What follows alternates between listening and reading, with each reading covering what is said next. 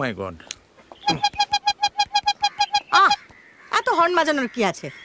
তোমাদের নিয়ে না সকাল সকাল রওনা দেওয়া প্রায় অসম্ভব, জাস্ট ইম্পসিবল। আর কত সকাল সকাল রওনা দেয় মানুষ? সারাদিন জার্নি হবে, একটু ঘুমিয়ে নিতে হবে না? হ্যাঁ, তুমি ঘুমোবে আর ওইদিকে চৌধুরী দান মেরে দিয়ে বেরিয়ে যাবে। চেনো না তো ওকে? এই দেখো, মেয়েটাকে রেখেই রওনা দেবে নাকি? ও, তাড়াতাড়ি করতে বলো না। এই ছন্দা, কত বলছে?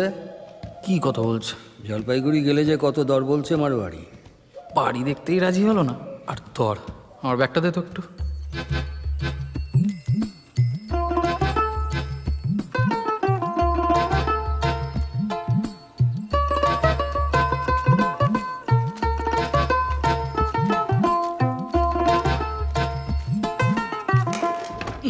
শ্রীনাথ 900, পবন 757, সাহা 320, তোর 1000-1200, আমার চেম্বারে সব মিলিয়ে ধর 9900, ওই 10,000 বললেই দিয়ে দিতাম।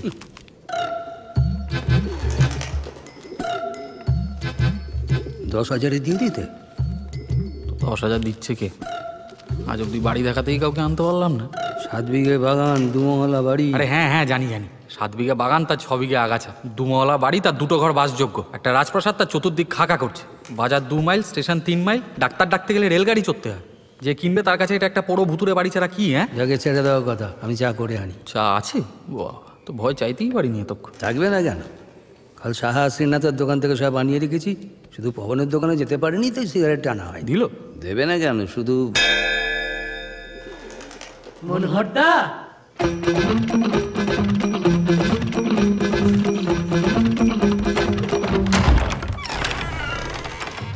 ও সাত সকালে একবারে দল বেঁধে এসে পড়েছেন?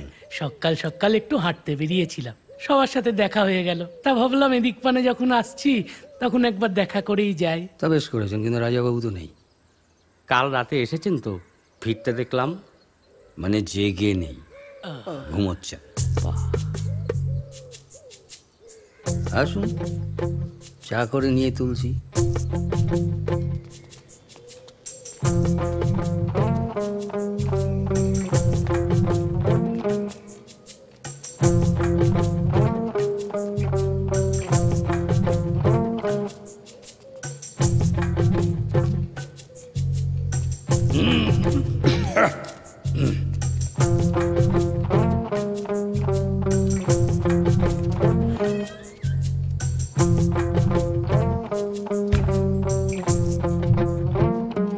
কি বুঝছো সাহা?